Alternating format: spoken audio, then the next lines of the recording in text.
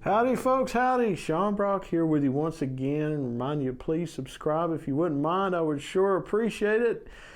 And you won't miss all the fine stuff we've got going on, and be sure to take a look back at all of the fine instruments that we've had on down through the years, all the vintage stuff and all the best of the modern boutique world. And of course, there's plenty more to come as long as I'm walking this earth. But please subscribe if you don't want to miss any of that, or if you don't want to miss any of this. And this is a Old Fat Man Jabbers. I thought about that title. That's a good one. But this is something I'm calling Songs and Stories because people have asked me about some of my experiences down through the years that are guitar and music related. People I've worked with and different things that's happened on the road, and we're going to get into all that stuff as time goes by. And we had done a episode on my first guitar, which was a K Starter Series 70 K72S, also known as Excrement. And so you can go back. I'll put that video in the description box for the songs and stories. And now we're on to what was essentially my fourth acoustic guitar. I had the K that I started out on. I played that for about 10 months or so, and had begged the entire 10 months. I actually begged before I even started lessons. Begged for a better instrument, and it was a long time in coming, I'll tell you that. And then I ended up with a Sigma, their version of a D18, and I played that. That was the first guitar I started making money on. I started on the K when I was 9. I was playing on it still when I was 10, and I got the Sigma that year. And that was first year that I started making money playing music, was when I was 10. And I used to have my first pay stub, actually. My first paying gig came with a pay stub, and I had that in some of my commemorative kind of stuff, and my ex-wife stole it. But funny thing to steal, you know, kleptomaniac, Barney Fife might say. But, that was the guitar that I did it on, was the Sigma, and then I played that Sigma for a good solid 3 years. I hung out on the guitar, and I beat it into submission. It was actually a good sounding guitar, because I played it so much. And I remember, man, I'd wore the frets out. It needed frets in the worst way. And I took gig money and bought a Martin D1 Martin. Those had just come out. I think I was 13, and I bought that summer. And it came from Abraham's Music, the same place my first guitar came from. My Sigma came from some folks down the road that had it and sold it. And my third one, my Martin, came from Abraham's again. And I hung out on that. I actually made my first solo record back, what would that have been, 95, I guess? Maybe it was 96. Called it Guitars and Heroes. Cut it at Maggard's Sound over in Big Stone Gap, Virginia. And Maggard's, Charlie and Alan Maggard, real good folks. I worked in that studio a number of times in my teen years and a couple times in my adulthood. And they used to do some fairly decent sized productions at Maggard's. They did a lot of Ralph Stanley's albums were cut at Maggard's, and Ralph too, you know, and just several people around the area. Blue Highway cut an album at Maggard's, I remember, or maybe a couple of albums at Maggard's. So anyway, and once I cut it on that Martin D1. And this guitar right here, I got a call one day from the guy who was my guitar teacher, Frank Farley. and he gave me lessons for a little over a year. And in my last video, I referenced this guitar. My first lesson that I ever went into, he had this, and it was pretty new. And it sounded so good to me when he strummed a G chord, and I said, man, if you ever sell that, I want it. And he laughed, because I was 9. Well, fast forward until I was 15, I remember. I was 15. And I was a freshman in high school at that time. I'd switched from public school and was going to the Kentucky School for the Blind. And me and Michael Cleveland were dorm mates and just jam buddies. We jammed every single night. And he would come home with me on the weekends. I would go home with him on the weekends and things. And Michael had a nice D28V, I remember.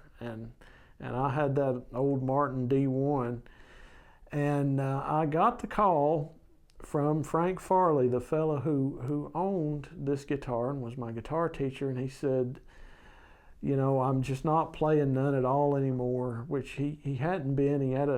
The reason he quit giving lessons was he took a night shift job, and when he and his wife Tina were expecting their first son, Cody. And he had to kind of give up. He had worked in the music store. He gigged. He taught lessons and worked in the music store. And he needed medical insurance and things for his family. And he had to kind of give up his endeavors in music to go work night shift. He worked in a shop for a coal company. And he just didn't play. He's one of the greatest guitar players I have ever known. I've been all over the world. He's still one of the greatest that I've ever known. And he called me up and he said, man, I'm going to sell the old Taylor, and I want you to have it if you want it. And he said, I'm going to give you I'll give it to you for what I paid for it, which was $1,000. Well, Frank, coincidentally, he had also been on that first record that I'd cut that I told you about at Maggard's. I had Frank play banjo on that with me. Just an awesome, all the way around good musician, guitar, banjo, and mandolin and bass. And he played banjo on that album for me. And so we'd cut that album in the fall of the year, and I guess it was probably about January of '97, January, February, that he called me up and he offered me this guitar for $1,000.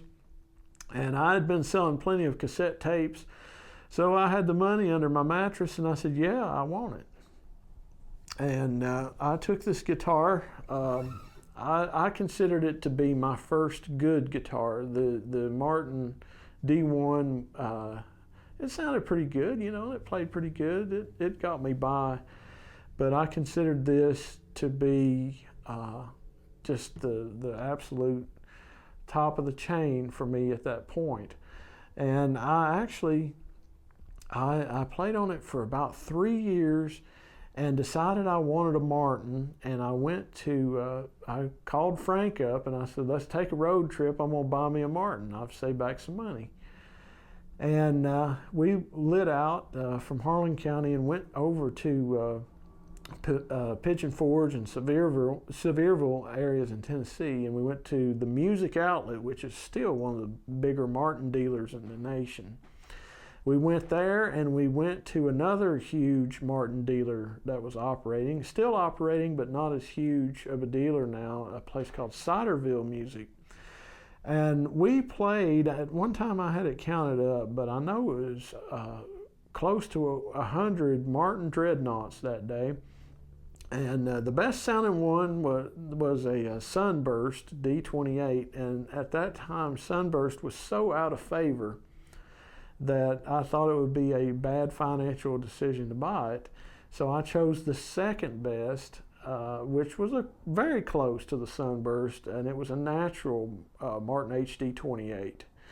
And I brought that guitar home, and my dad was sitting on the couch when we rolled back in. He said, well, I see you found a guitar. I knew you'd spend some money when you got out of here, and you wouldn't come back without buying some.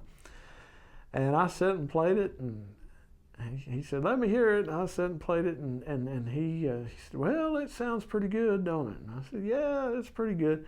And he said, hey, go get the old Taylor. Let's see how it sounds compared to the old Taylor. And I went in my bedroom and got this one out, and I brought it in, and I sat around and strummed a few chords and played it. And he said, well, now play the Martin. And I played it.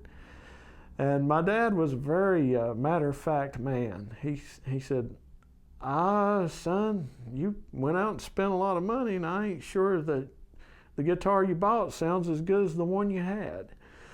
And the bad thing was he was telling the truth. And Frank was sitting there, and we both tried to come up with excuses, you know. He said, well, this Martin's brand new. Look how long this Taylor's been played. Lord have mercy, you know. I mean, it's broke in, all this stuff. And I gave that Martin about a year, and it never came to be anywhere close to this guitar. And when I left home, when I was moving out, I sold the Martin, got rid of it. And I played this. I took this to New York and started out up there as a busker in the subway, and then I started working with 3 Planet Recording. And one of my first big projects was Jennifer Lopez, J-Lo album, and this guitar appeared on that. And then later on, when I had moved to Nashville, and basically all the way up until 2020, this was my primary guitar. So from, say, 1990, early 1997 to 2020. And this guitar is wonderful. I mean, it...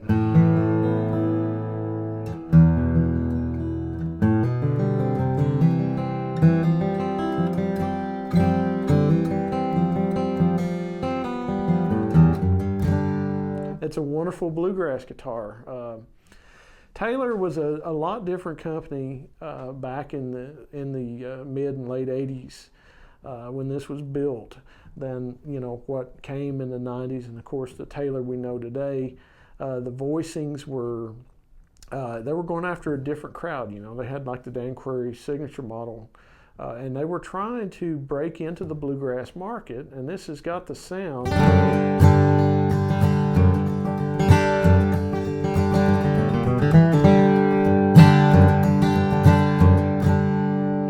It's got the sound for it, it's got the punch.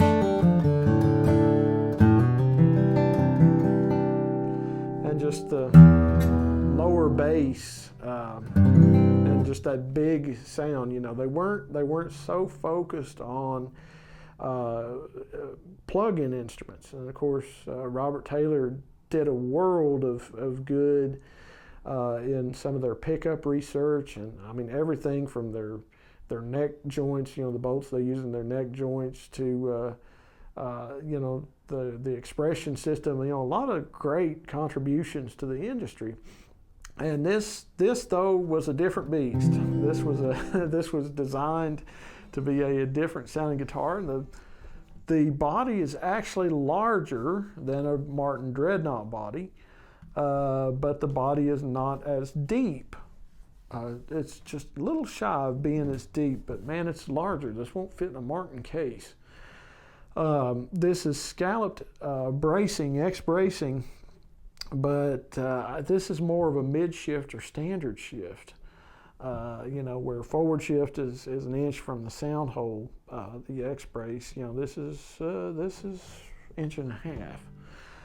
And this guitar played on so many records, so many, man, that it's crazy to me. All the sessions when I would play acoustic on a session, I mean, I played a lot of electric telly in my PRS, you know, but I would get plenty of acoustic work in Nashville especially, and I would use this guitar, and I would go in, and everybody loved it. And one of the things engineers always liked was they didn't have to monkey with the EQ. It had a balance right there, you know. There wasn't wolf notes, there wasn't just a bunch of low-end foolishness going on with it.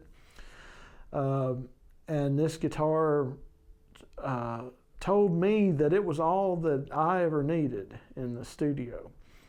And me and this guitar went through just so much together. We went to, I remember once,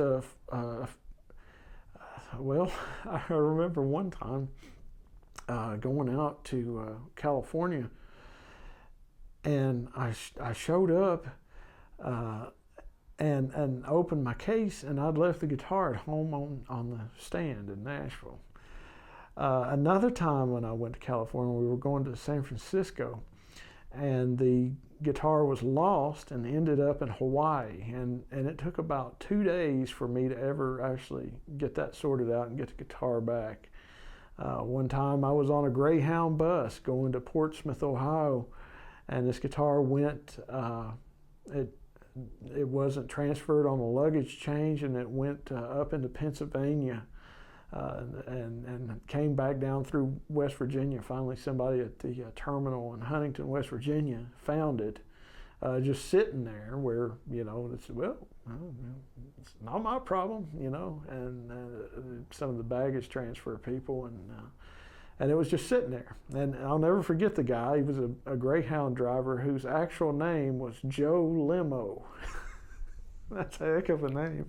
I always wonder if he changed it to be that, or if it was a God-given name. But I got it back every single time. And back in, in early 2005, when I was living in Cincinnati on Liberty Street over there, my house got broken into, and this guitar was sitting and in my living room. And I had it on a stand behind the couch, and they left it. They left this guitar, and I had the case.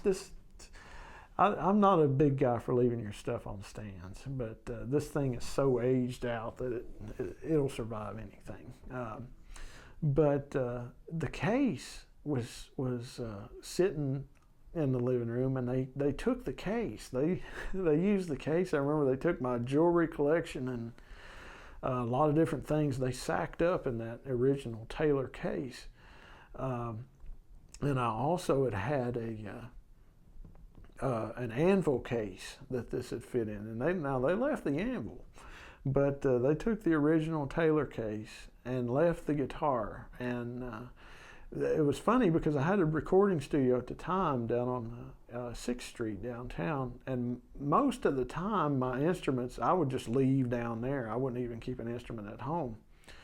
And I had brought this guitar home the day before that all this happened. I brought it home because I needed to work up some arrangements. I had a job doing some demos for a customer, for a client who was a songwriter, and I would do all the arrangements, play all the instruments on them. And so I brought it home just so I could sit at home and write some notes and charts on making up these arrangements. And it was the only musical instrument in the house. And I remember when I came home, I'd been out bowling. And when I came home and the front door was open just about that wide, I said, "Oh, Lord God, I'm screwed completely." And the very first thing I thought of was, my guitar. It'll be gone. It'll be gone.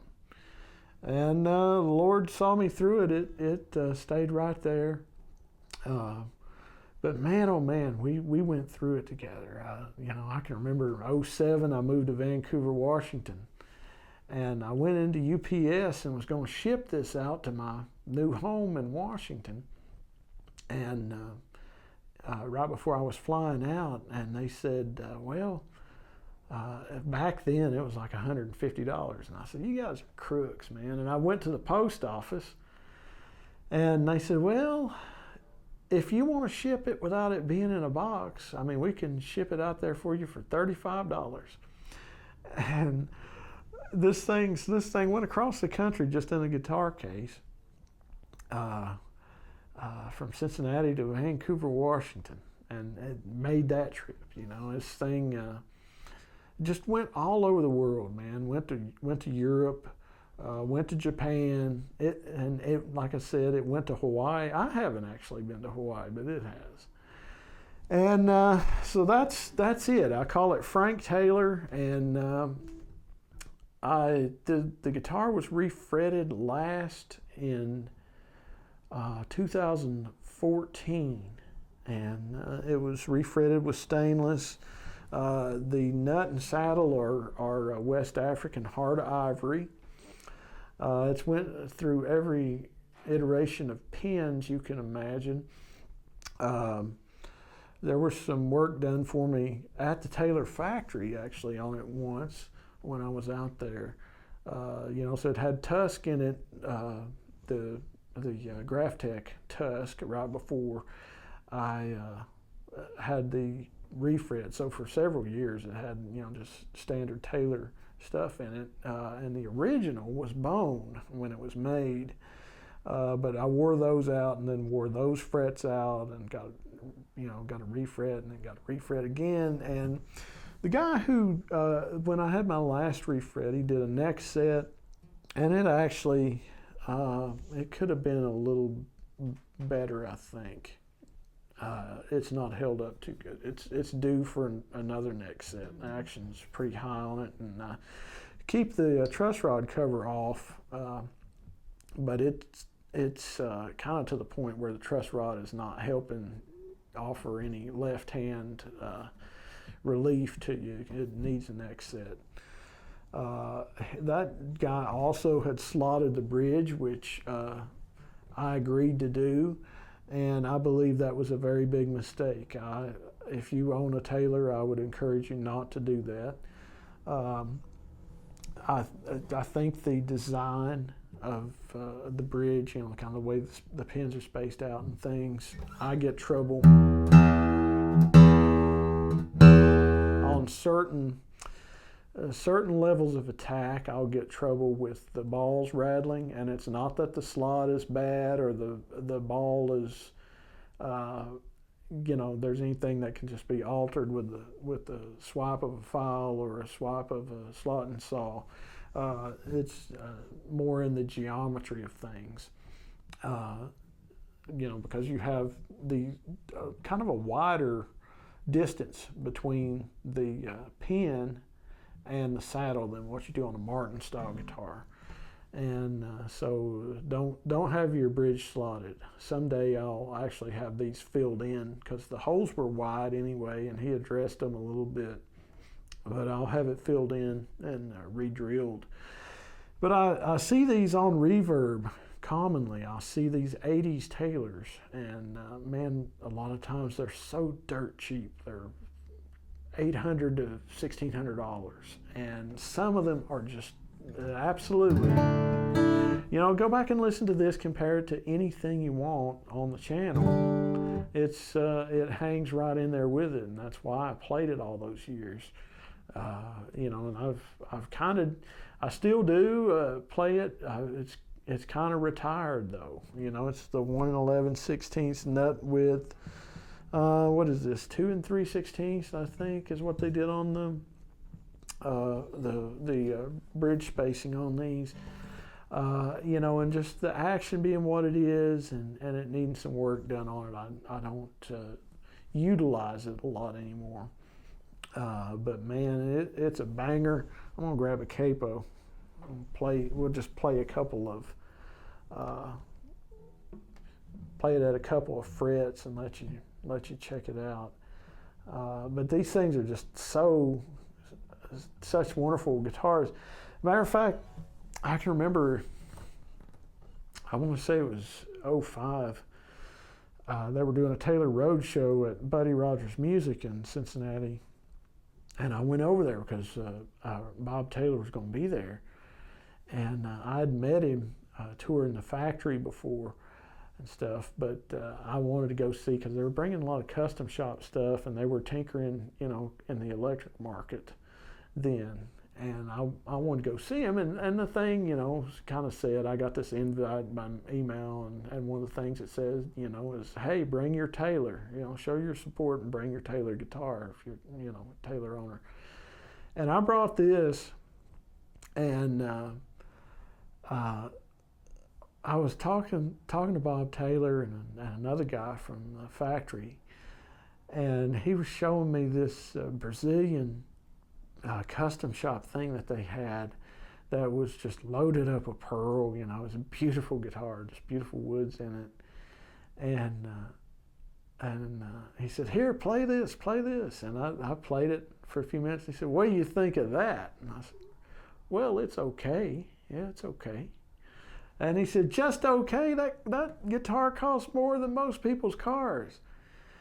And I said, "Well, I don't know. I just kind of like the tone of mine. You know, I've been playing mine all these years. I'm just real used to mine." And he said, "Oh, well, what you got?" I said, "Oh, 510, you know," and I pulled it out. And he strummed it a few times, and he said, "I see why you think that one's just okay." This thing.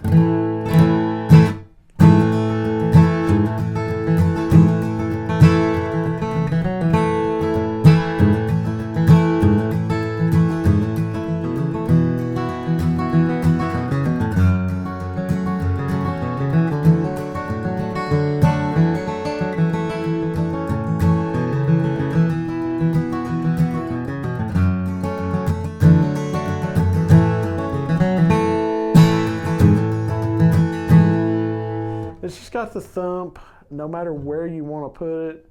Just strum a couple here.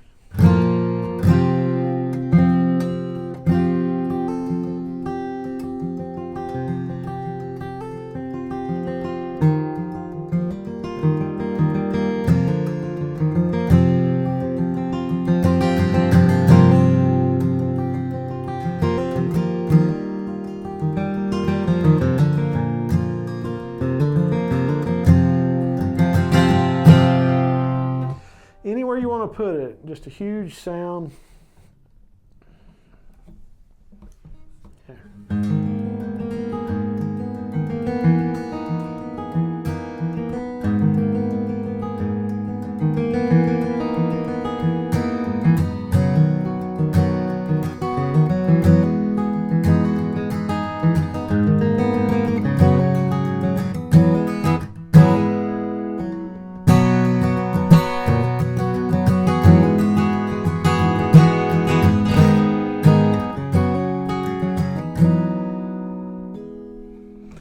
Just a wonderful sounding guitar, and it suffers. You know, its health is suffering a little bit, but you know, one of these days we'll get it lined out. The trebles.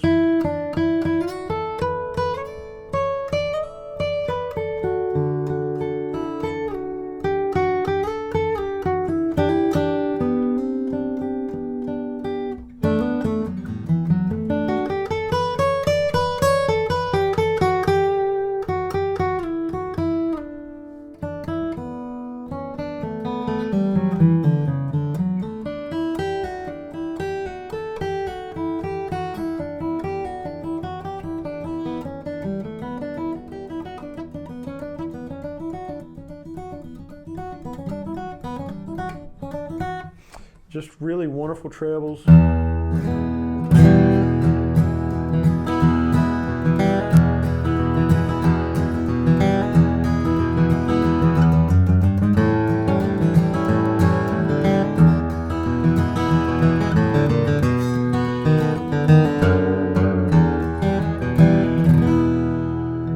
Just a real stereophonic sound.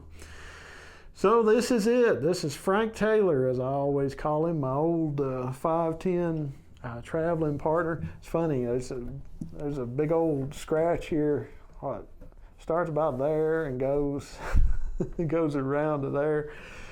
That was on it when I got it, and Frank was getting out of the case one day, gig, I do believe, and the case lid started closing on him and raked the guitar. But since it had that, and man, this thing has traveled so many places. I mean, I can remember us being in Chicago, I think it was, flying out, heading to Europe. And I can remember we were sitting there, and I can't remember who it was, but it was one of my bandmates. We were in a seat together, and he was in the window seat, and I was beside of him. And he said, well, they're loading our stuff. And I said, oh, yeah, well, that's good. It's always good to get your stuff loaded, because we'd been on a flight that was delayed. And everybody feared lost luggage, lost instruments on a delayed flight. And he said, well, I don't know how good it is. And he was talking about the baggage attendant. I had it in a Calton, a Canadian Calton at that time. The guy drew the case back behind his head, and he threw that case, man, every bit of 10 feet. And it just went end over end over end, just turned circles. You know, you would have thought he was Boomer Esiason or somebody throwing for a touchdown. You know, and the case landed, man. So this thing, it saw all that, you know. And kudos to Bob Taylor and everybody over there, Andy Powers, all those people that make these, and some people, you know, who favor a Martin sound. They want to give a rip to Taylor, you know, and Taylor's sold millions of guitars, and there's a reason why. And actually, there's just several reasons why. You know, a lot of the modern things don't really work for my style of what I do. But they're very, very good instruments. You know, stuff now with Taylor is different than it was in the 90s, and there's a drastic difference in the 90s and the 80s. And, you know, a part of that, though, you got to realize is that you have to carve out your own market niche. And I think that Bob Taylor always did a very good job at that. And Bob Taylor has made instruments down through the years for bluegrass players. He's made instruments, of course, for country and pop players, and that's kind of their primary niche in the market nowadays. And there ain't nothing in the world wrong with that, you know.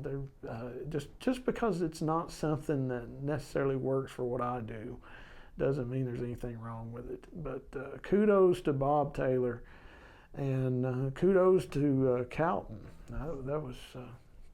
They saved me a lot of headaches down through the years, and a lot of heartaches, and a lot of insurance claims.